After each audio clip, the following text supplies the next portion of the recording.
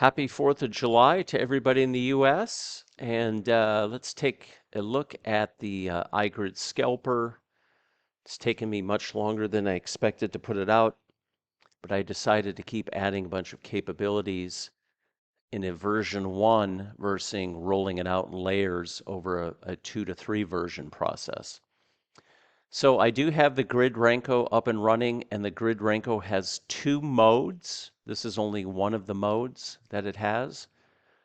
In the end, I looked at all different candle types, and there was 3 that stood out that had real good capabilities for feeding into the iGRID scalper indicator and how it's going to be used.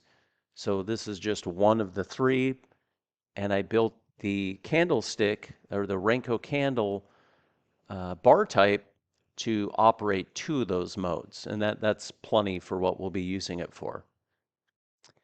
So basically, we're going to have 2 types of scalp entries. Here's our trend bias portion of the indicator. I colored our HA1 portion of the indicator just a neutral color for this example. In the end, I probably will never even have it turned on when I'm trading with iScalper. I just turn it on. The main purpose of the video is to go through the trade entry. We have option 1 and option 2 entries and cover those, and I'll cover more details later as I roll it out. So an option 1 entry is any sort of pullback in price, or we should say kickbacks in a downtrend where the price has some interaction with the trend bias line. So I'll just make a little line. So at that point, we did have price trade above the trend bias line. And then you can see we have a red down candle. So that would be our pivot bar for a quick scalp entry to the downside on if option 1 entries were toggled on. Here is an option 1 entry to the long side. There was another option 1 long entry to the long side. So if I'm in a trade, it's not going to be taking other ones that are sequential. There are some other conditions that have to be met. But option 1 short, option 1 long, option 1 long, option 1 short. There was an option 1 short here, and so on. So those are option 1 trades. You can toggle that on. The other way you can toggle it on is to operate what I call option 2 entries. Option 2 entry is anytime we have any portion of price trade below a Heikin-Ashi 1, and in this case we had a slight trade below, so that would qualify, and the up closing candle, which will be painted a unique color, these are option 2 entries. So there's option 2 entry, option 2 entries. Let's see. Option 2 entry here, option 2 entry there, option 2 entry, option 2 entry, option 2, option 2, option 2, option 2. Now, if I'm already in a trade, these other entries aren't going to trigger anything, but I'm just showing you that they would be qualified standalone settings. Option 2 entries here and here and here. So you can, and the reason we need to do this, we need to break up these type of pullback and lift and uptrend and kickback and rotation lower and downtrends.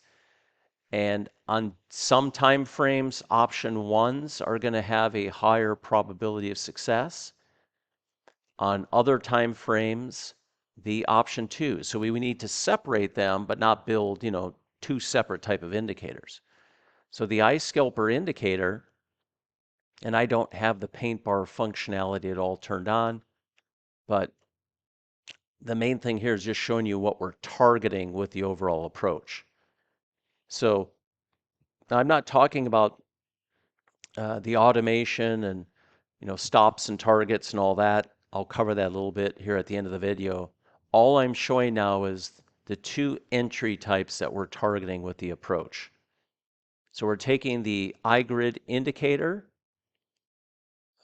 Anytime we have a flip the new iGRID scalper indicator on the flips. That will be an output, just so you can use that in the indicator.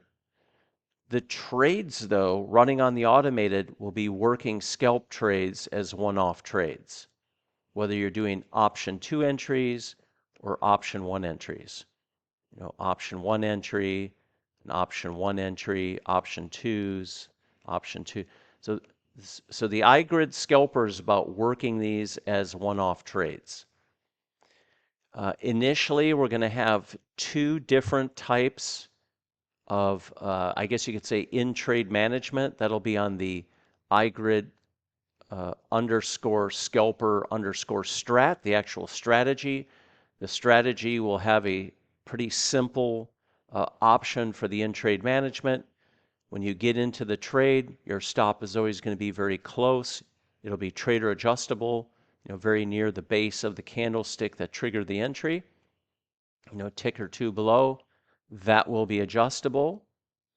And when certain conditions are met and you get a reversal candle, you can use that as an exit. So that's one way you can exit the trade.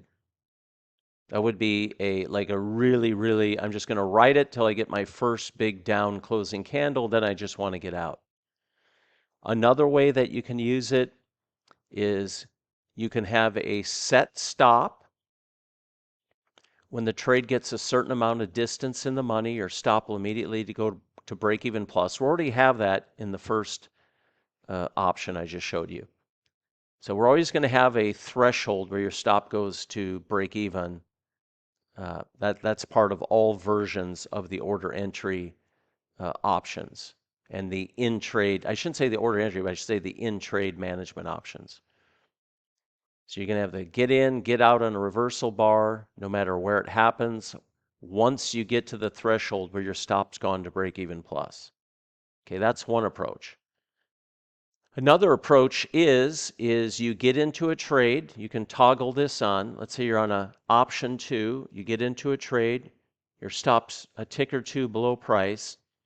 When you get to your threshold, a certain amount of distance price achieved where your stop goes to break even plus a tick or 2, then you can go by Heikin-Ashi 1 and until Heikin-Ashi 1 gives you 1 bar down, 2 bars down, 3 bars down. Your trade will stay in that trade and will not conclude till that happens.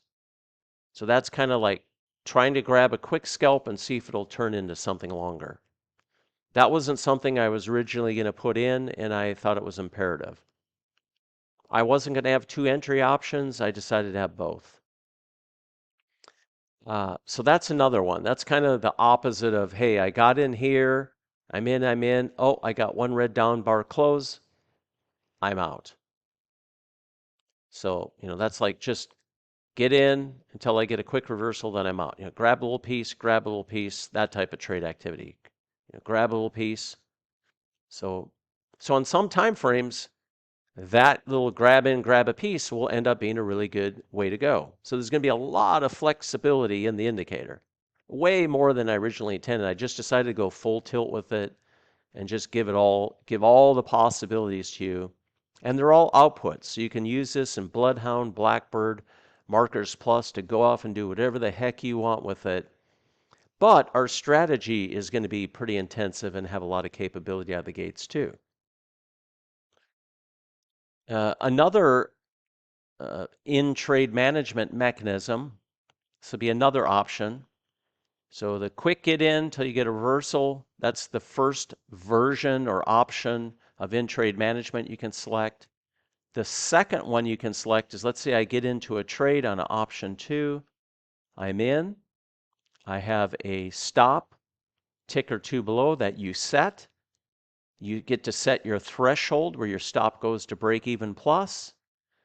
As the trade is going beyond that, then it'll basically be a real simple, almost like an ATM function for any new advancement in price.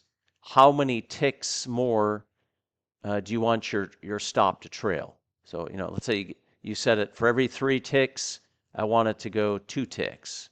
Or every 3 ticks, I want it to go 3 ticks. You'll be able to set that. And I'll launch it that way, and then we can adjust that a little bit over time as we get initial optimization data.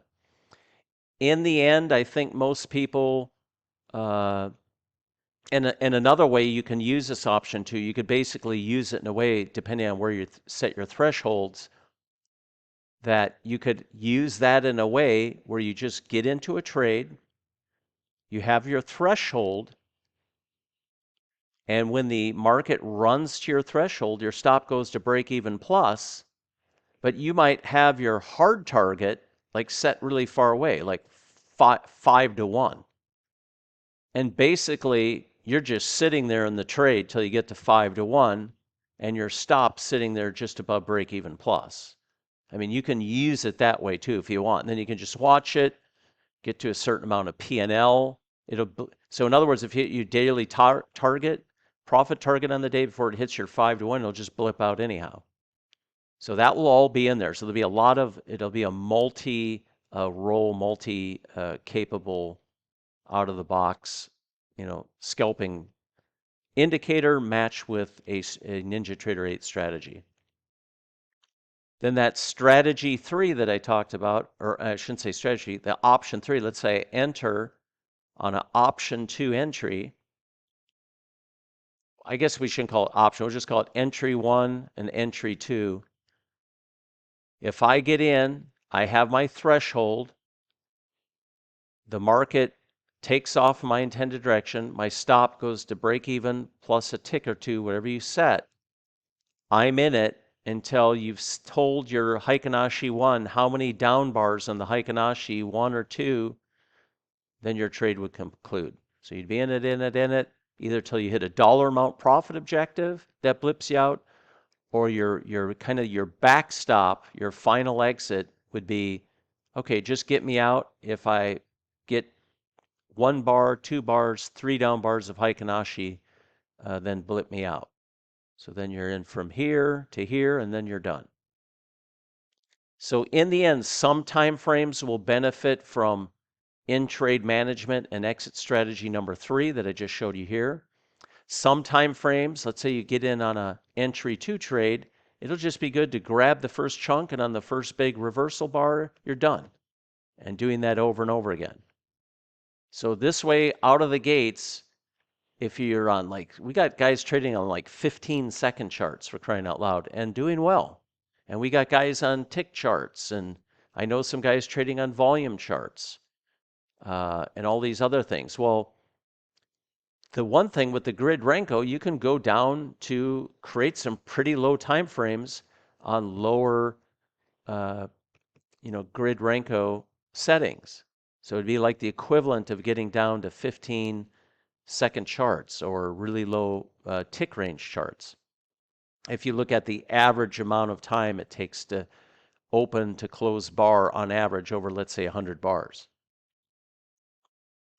So that is some of the different ways we're going to be able to use the iGRID tool. Now let's talk about the bar type a little bit.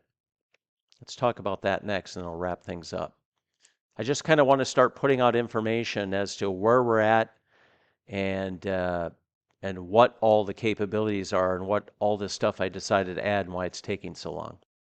Now, another option I want in the actual grid Renko is you can basically toggle the Renko for the initial style I showed you. That would be style 1, or you can toggle the Renko for a symmetrical Renko. This look right here, that would be position 2. So you can have, version 1 or version 2 of the Renko. In the end, we're kind of doing the same thing, but for those of you that are into symmetrical Renkos, you'll have that. And it's basically just the way that I would fix the ratio of the various settings, that it would be locked what the ratios are for this option 2. But you guys still have full adjustability of the period and all that to make it much higher time frame or lower time frame. So all kinds of good stuff on deck. I'll put out more info going forward. But if you have any questions, info@gridalgo.com. And looking forward to getting this ready to roll out here very soon.